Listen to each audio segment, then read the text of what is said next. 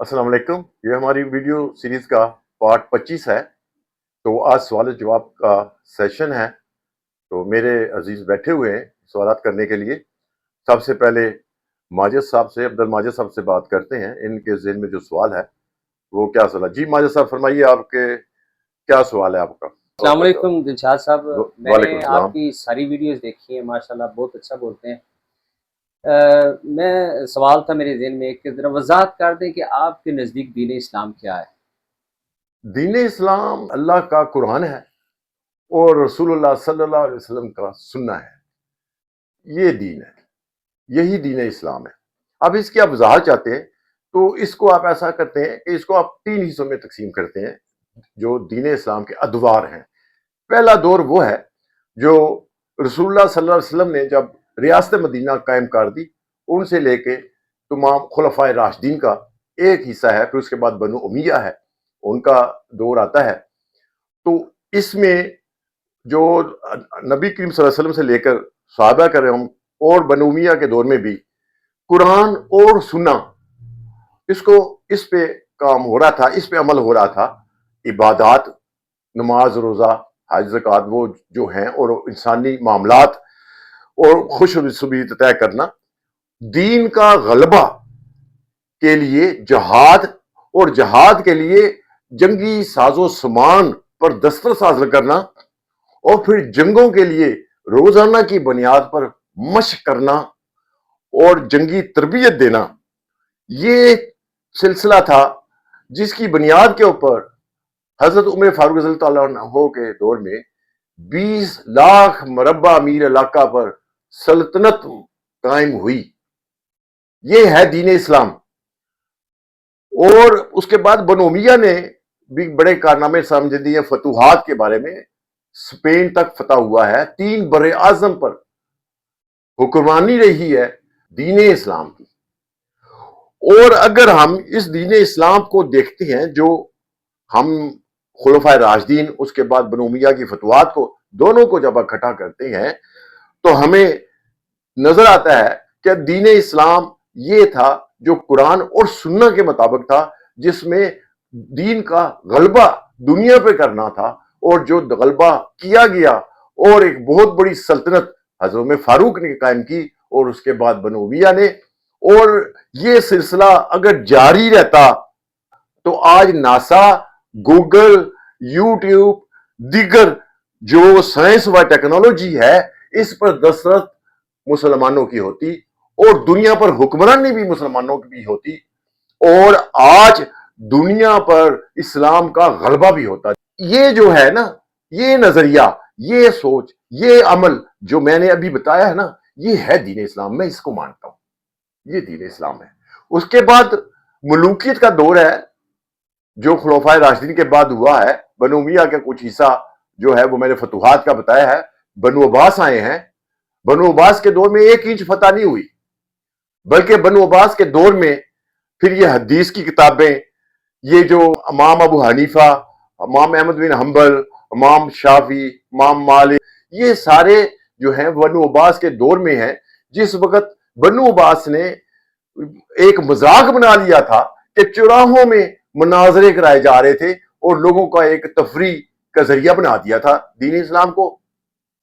اور یہی وجہ ہے کہ بنو عباس جو ہیں وہ لوگوں کو اس میں الجھا کر اپنی حکمرانی کے مزے لیتے رہے، اور آخرکار ان کا حالت جو ہے، پھر جو چنگیز خان اور ہراکو خان نے پھر ان کے سروں کے مینار بنا دیے تھے. بغداد جو ادب کا ایک شہر بنایا ہوا تھا نا، وہاں پہ انسانی سروں کی مینار بن گئے تھے.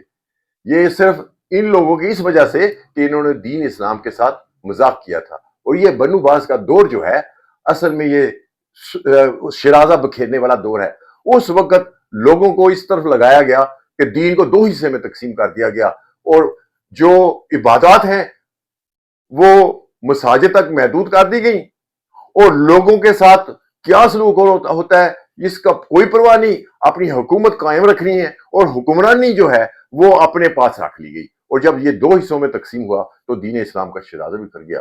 تو میں اس کو تو نہیں مانتا، یہ دین اسلام تو نہیں ہے.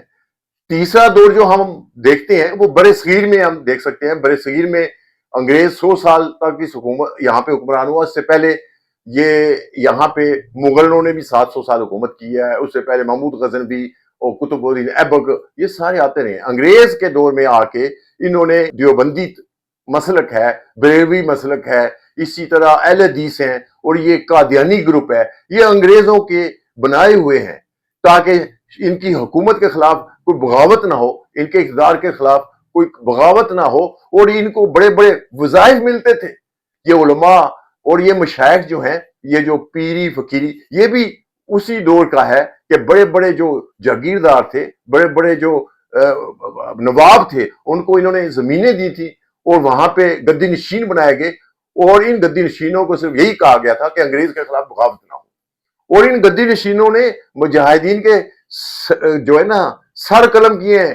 یہ جو 200 مجاہدین کے گلے کاٹے ہیں انگریز کو خوش کرنے کے لیے. اور یہ جو اس دور کا دین اسلام ہے جو برے صغیر میں, جو میں تیسرے ادوار کے ساتھ منسلک کر رہا ہوں, 2 ادوار تو وہ ہیں جو عربوں میں ہیں, ٹھیک ہے, یہ برے صغیر میں جو ہے یہ تیسرا ادوار, اور اس کے بعد یہ عربوں میں قومی ریاستوں کا قائم ہو جانا, یہ تیسرا دور ہے دین اسلام کا. اس میں فوقیت کس کو دی گئی ہے؟ اپنے اقتدار کو, اپنی حکومت کو, اور اس کے لیے انہوں نے دین اسلام کو کہیں پہ مذاق بنایا, کہیں پہ انہوں نے استعمال کیا. عربوں میں جو حکمرانی کا بنو باز کا دور کا میں نے ذکر کیا نا, اس میں 2 حصوں میں تقسیم کیا گیا تھا. یعنی کہ اقتدار کو علیحدہ کر دیا حکومت کو, اور دوسرے جو معاملات ہیں عبادات کے ان کو الگ کر دیا.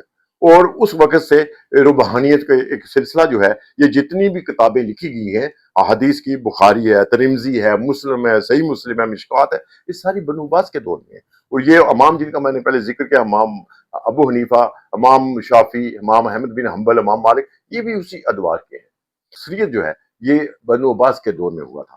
اور جو برے صغیر ہے, پاک و ہند, بنگلہ دیش, پاکستان اور انڈیا, یہاں میں جو انگریزوں نے یہ جو 4 فتنے بنائے ہیں, جس میں دیوبندی ہے, بریلوی ہے, اہل حدیث ہے, اور قادیانی گروپ ہے, اور ان کو وظائف ملتے تھے. اور جو پیری مریدی کا سلسلہ بھی انہوں نے شروع کروایا تھا.